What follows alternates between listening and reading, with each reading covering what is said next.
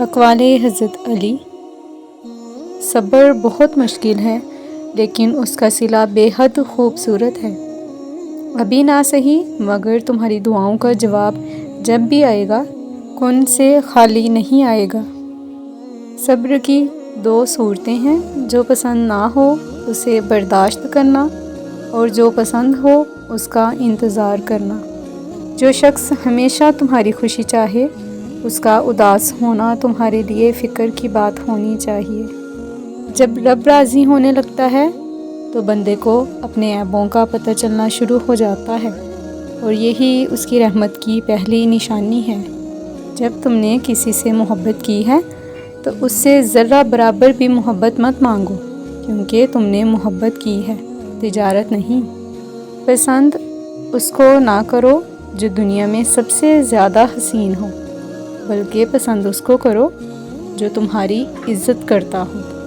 مشکل وقت میں ہمیشہ دعا مانگا کرو، کیونکہ جہاں انسان کا حوصلہ ختم ہوتا ہے وہاں سے اللہ پاک کی رحمت شروع ہوتی ہے۔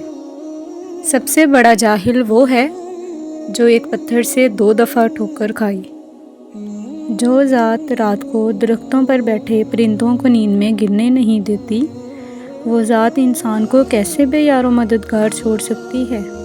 بے سہاروں کا سہارا صرف اللہ ہے۔ جب ساری دنیا ٹھکراتی ہے تو صرف اللہ کی ذات ہے جو بندوں کا ماضی جانتے ہوئے بھی تھام لیتا ہے اور رسوا نہیں کرتا۔ اچھے لوگوں کی ایک خوبی یہ بھی ہوتی ہے کہ انہیں یاد رکھنا نہیں پڑتا، وہ خود یاد رہ جاتے ہیں۔ ان لوگوں پر اعتبار کرو جو تمہاری 3 باتیں بھانپ سکیں: تمہاری ہنسی میں پوشیدہ درد، تمہارے غصے میں پوشیدہ پیار، تمہاری خاموشی میں پوشیدہ وجہ۔ جو بہت اچھا لگے اسے بہت کم ملا کرو، جو انتہا سے زیادہ اچھا لگے اسے صرف دیکھا کرو، اور جو دل میں سما جائے اسے صرف یاد کیا کرو، کیونکہ جو آپ کے جتنا قریب ہوتا ہے دنیا اسے اتنا ہی دور کر دیتی ہے۔